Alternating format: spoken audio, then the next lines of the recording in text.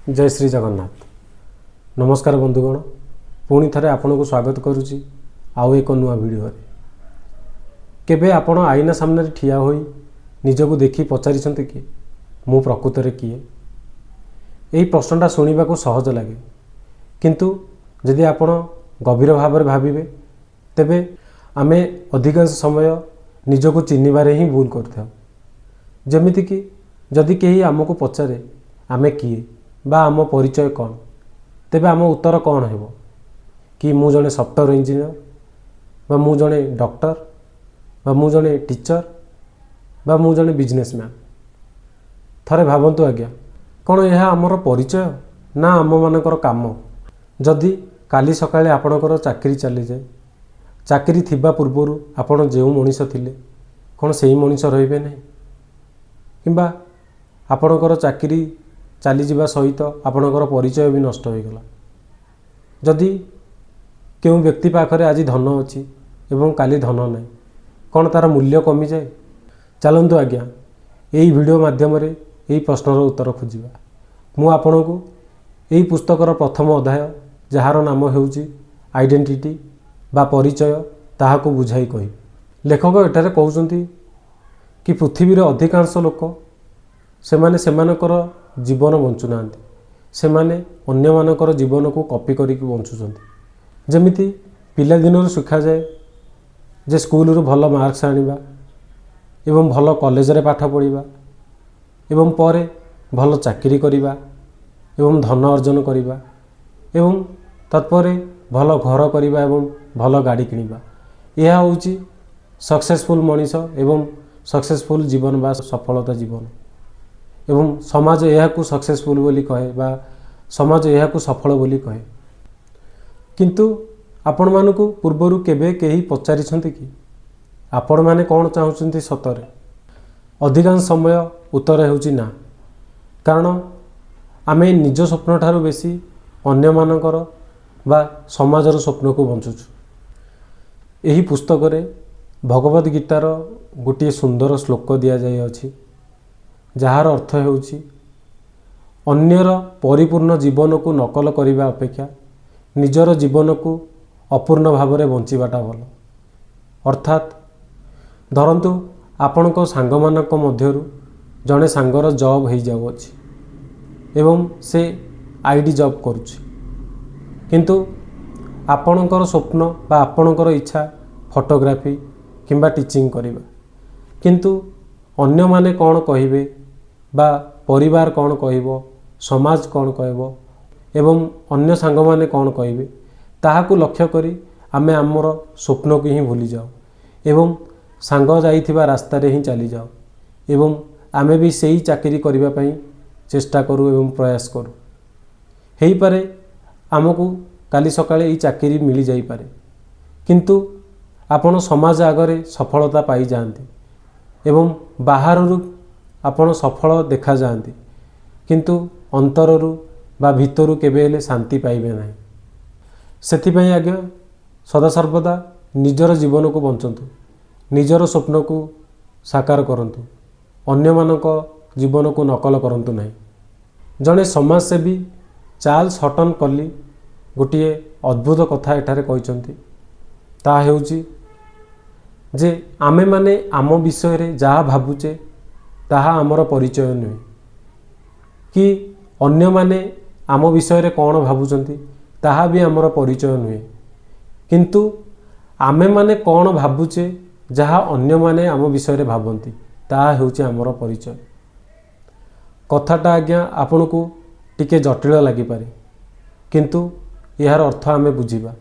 उदाहरण स्वरूप केबे आपण नुआ ड्रेस पिंदी बाहर को बाहरिले एवं रास्ता रे जीवा समय रे आपणकर परिचय लोक सेठारे थांती, किंतु आपण को नोटिस कले नहीं एवं आपण को किछि कहिले नहीं, तेबे सही समय रे आम मन को बारंबार गोटे भावना आसीताए कि से माने मते देखी किछि कहिले नहीं, मु सुंदर देखा जाऊ नहीं, कि मु एई ड्रेस मो ड्रेस खराब अछि एवं मते से जज कले एवं यही कथा आम मन को बारंबार आसी थाए।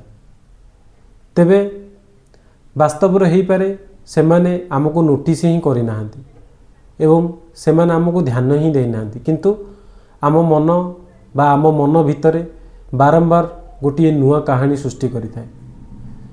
ତେଣୁ ଏହାକୁ କୁହାଯାଏ ଲୁକିଂ ଗ୍ଲାସ୍ ସେଲ୍ଫ, ଅର୍ଥାତ୍ ଆମେ ନିଜକୁ ନିଜ ଆଖିରେ ନୁହେଁ ଅନ୍ୟମାନଙ୍କ କଳ୍ପିତ ଆଖିରେ ଦେଖିଥାଉ।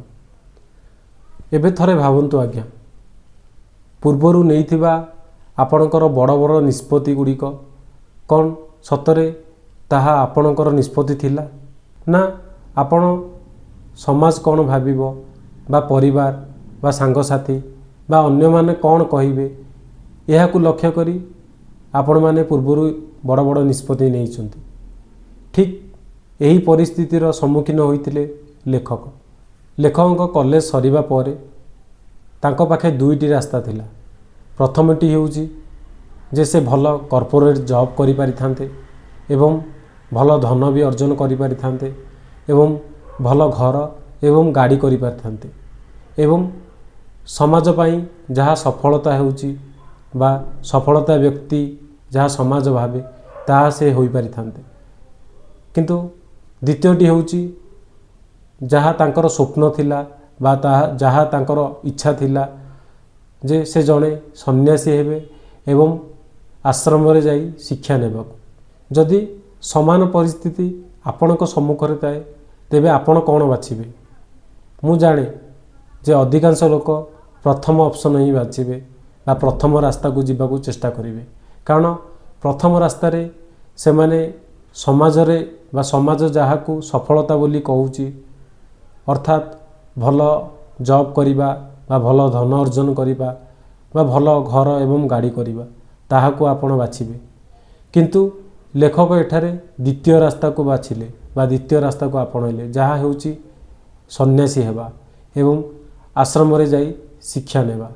ଏବଂ ଏହି ସମୟରୁ ଲେଖକଙ୍କ ଜୀବନରେ ବଡ଼ ସଂଘର୍ଷ ସୃଷ୍ଟି ହେଲା। ତେଣୁ ବନ୍ଧୁଗଣ, ଯଦି ଆପଣଙ୍କ ଜୀବନରେ ବା ପୂର୍ବରୁ ଏହିପରି ଭାବରେ କିଛି ପରିସ୍ଥିତି ଆପଣମାନେ ସମ୍ମୁଖୀନ ହୋଇଛନ୍ତି ତେବେ ଆମକୁ କମେଣ୍ଟ ମାଧ୍ୟମରେ ଜଣାନ୍ତୁ। ଲେଖକ ତାଙ୍କ ଘରେ ଯାଇ କହିଲେ କି ମୁଁ ସନ୍ନ୍ୟାସୀ ହେବାକୁ ଚାହେଁ। ଅନ୍ୟମାନଙ୍କ ପିତାମାତା ଭଳି ଲେଖକଙ୍କ ପିତାମାତାଙ୍କୁ ମଧ୍ୟ ଏହା ଆଶ୍ଚର୍ଯ୍ୟଜନିତ ଲାଗିଥିଲା ଏବଂ ସେହି ସମୟରେ ସେ ଭାବିଲେ କି ପୁଅକୁ ଏତେ ବାଟ ପାଠ ପଢ଼େଇଲେ ଏବଂ ବହୁତ ପଇସା ଖର୍ଚ୍ଚ କଲେ ତ ସବୁ ଧନ ବ୍ୟର୍ଥ ହୋଇଗଲା। ଏବଂ ଲେଖକଙ୍କ ସାଙ୍ଗମାନେ କହିଲେ କି ତୋର କ୍ୟାରିୟର ନଷ୍ଟ ହୋଇଗଲା ଏବଂ ଅନ୍ୟମାନେ କହିଲେ ତାର ବ୍ରେନ୍ ୱାଶ୍ ହୋଇଯାଇଅଛି। କିନ୍ତୁ ସେହି ସମୟରେ ଲେଖକ ଗୋଟିଏ କଥା ବୁଝି ଯାଇଥିଲେ। ସେ ଭାବିଲେ ଯଦି ମୁଁ ସାରା ଜୀବନ ଅନ୍ୟମାନଙ୍କୁ ଖୁସି କରାଇବାରେ କଟାଇବି ତେବେ ମୁଁ ମୋ ନିଜକୁ ଖୁସି କରାଇ ପାରିବି ନାହିଁ। ତେଣୁ ବନ୍ଧୁମାନେ, ଏହି କଥାଟା ମଧ୍ୟ ଆମ ଜୀବନରେ ସତ। ଯେମିତିକି କେହି ଲୋକ ନିଜ ପସନ୍ଦର କାର୍ଯ୍ୟ କରିପାରନ୍ତି ନାହିଁ କାରଣ ଘରେ ମାନିବେ ନାହିଁ ଏବଂ କେତେ ଲୋକ ନିଜର ବିଜନେସ୍ ଆରମ୍ଭ କରିପାରନ୍ତି ନାହିଁ କାରଣ ଲୋକେ ହସିବେ ଏବଂ କେହି ଲୋକ ନିଜର ଟ୍ୟାଲେଣ୍ଟକୁ ଦୁନିଆ ସାମ୍ନାରେ ଆଣିବାକୁ ଭୟ କରନ୍ତି କାରଣ ଫେଲ୍ ହୋଇଯିବେ ବା ବିଫଳତା ହୋଇଯିବେ। ଲେଖକ ଏଠାରେ ଗୋଟିଏ ସୁନ୍ଦର ଶବ୍ଦକୁ କହିଛନ୍ତି ଯାହା ହେଉଛି OEO, ଅର୍ଥାତ୍ ଓପିନିଅନ୍ସ, ଏକ୍ସପେକ୍ଟେସନ୍ସ ଆଣ୍ଡ ଓବ୍ଲିଗେସନ୍ସ। ଏହାର ଅର୍ଥ ହେଉଛି ଅନ୍ୟମାନଙ୍କର ମତ, ଅନ୍ୟମାନଙ୍କର ଆଶା ଏବଂ ଅନ୍ୟମାନଙ୍କର ବା ସମାଜର ଚାପ। ଉଦାହରଣ ସ୍ୱରୂପ ଆମେମାନେ ନୂଆ ମୋବାଇଲ କିଣୁ କାରଣ ଅନ୍ୟମାନଙ୍କ ପାଖେ ନୂଆ ମୋବାଇଲ ଅଛି ଏବଂ ଏହା ହେଉଛି ଅନ୍ୟମାନଙ୍କର ମତ। ଏବଂ ଆହୁରି ମଧ୍ୟ ଆମେମାନେ ଦାମୀ ପୋଷାକ ପିନ୍ଧୁ କାରଣ ଅନ୍ୟମାନେ କ'ଣ କହିବେ ସେଥିପାଇଁ। ଏବଂ ଆହୁରି ମଧ୍ୟ ଆମେମାନେ ନିଜର କ୍ୟାରିୟରକୁ ହିଁ ଭୁଲିଯାଉ ବା କ୍ୟାରିୟର ହିଁ ଛାଡ଼ିଦେଉ କାରଣ ସମାଜ ଆଉ କିଛି ଚାହୁଁଛି। ତେଣୁ ଏହିପରି ଭାବରେ ଆମେ ଆମର ପରିଚୟକୁ ହିଁ ଭୁଲିଯାଉ ଏବଂ ଆମେ ଆମର ଅସ୍ତିତ୍ୱକୁ ହିଁ ନଷ୍ଟ କରିଦେଉ। ଲେଖକ ଏଠାରେ ଗୋଟିଏ ସୁନ୍ଦର କାହାଣୀ କହିଛନ୍ତି। ଯେତେବେଳେ ସେ ଆଶ୍ରମରେ ଥିଲେ ଜଣେ ସନ୍ନ୍ୟାସୀ ବା ସାଧୁ ତାଙ୍କୁ ନେଇ ଗୋଟିଏ ପୁରୁଣା ରୁମ୍କୁ ନେଲେ ବା ଗୋଟିଏ ଷ୍ଟୋର ରୁମ୍କୁ ନେଲେ। ସେଠାରେ ଗୋଟିଏ ଆଇନା ଥିଲା ଏବଂ ସେ ଆଇନା ଉପରେ ଧୂଳି ଜମି ଯାଇଥିଲା। ଏବଂ ସେତେବେଳେ ସାଧୁ ଜଣକ ବା ସନ୍ନ୍ୟାସୀ ଜଣକ ଲେଖକଙ୍କୁ ପଚାରିଲେ ଏବଂ ଲେଖକଙ୍କୁ ସେ ଆଇନା ସାମ୍ନାରେ ବା ଆଇନା ସମ୍ମୁଖରେ ରଖି ତାଙ୍କୁ ପଚାରିଲେ ଯେ ଆପଣ କ'ଣ ଦେଖୁଛନ୍ତି। ଏବଂ ସେହି ସମୟରେ ଲେଖକ କହିଲେ ଯେ ମୁଁ କେବଳ ଧୂଳିରେ ଜମି ଯାଇଥିବା ଗୋଟିଏ ଆଇନାକୁ ଦେଖୁଛି। ଏବଂ ସେହି ସମୟରେ ସନ୍ନ୍ୟାସୀ ଜଣକ ଗୋଟିଏ କପଡ଼ା ନେଇ ସେଇ ଧୂଳିକୁ ସଫା କଲେ ଏବଂ ଆଇନାରୁ ଧୂଳି ଗୁଡ଼ିକ ଚାଲିଗଲା। ତେବେ ପୁଣି ଥରେ ସନ୍ନ୍ୟାସୀ ପଚାରିଲେ ଯେ ବର୍ତ୍ତମାନ ଏବେ କ'ଣ ଦେଖୁଛୁ।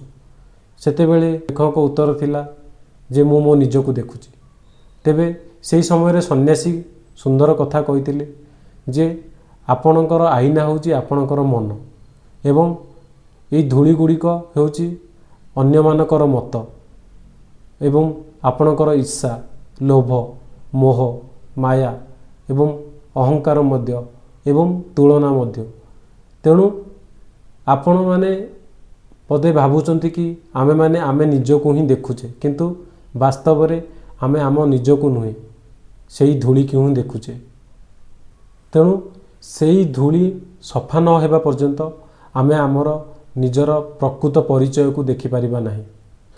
ତେଣୁ ବନ୍ଧୁଗଣ, ଏହି ଭିଡ଼ିଓ ମାଧ୍ୟମରେ ବା ଆଜିର ଅଧ୍ୟାୟରେ ଆମକୁ ବହୁତ ଗୁଡ଼ିଏ ଶିକ୍ଷା ମିଳିଛି। ଯେମିତିକି ପ୍ରଥମ ହେଉଛି ଆମର ଜବ୍ କିମ୍ବା ଟଙ୍କା ବା ଆମର ପଦବୀ, ଏହା ଆମର ପରିଚୟ ନୁହେଁ, ଏହା ଆମର କାମ ଅଟେ। ଏବଂ ଦ୍ୱିତୀୟରେ ଅନ୍ୟମାନଙ୍କର ଜୀବନ ବଞ୍ଚିବା ଅପେକ୍ଷା ନିଜର ଜୀବନକୁ ବଞ୍ଚନ୍ତୁ ଏବଂ ନିଜର ପରିଚୟ ଖୋଜନ୍ତୁ।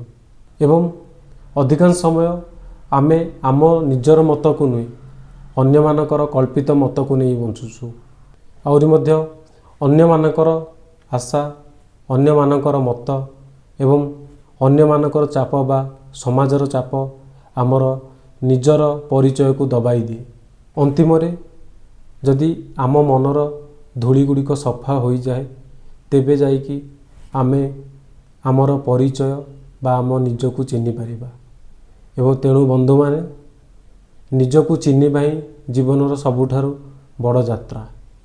ତେଣୁ ବନ୍ଧୁମାନେ, ଯଦି ଏହି ଭିଡ଼ିଓଟି ଆପଣଙ୍କୁ ଭଲ ଲାଗିଛି ଏବଂ ଆପଣମାନେ ଏହି ଭିଡ଼ିଓ ମାଧ୍ୟମରେ କିଛି ଶିକ୍ଷା ପାଇଛନ୍ତି, ତେବେ ଆମ ଚ୍ୟାନେଲକୁ ସବସ୍କ୍ରାଇବ୍ କରନ୍ତୁ।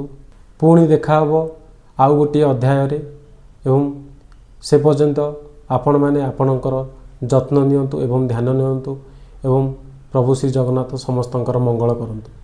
ଧନ୍ୟବାଦ।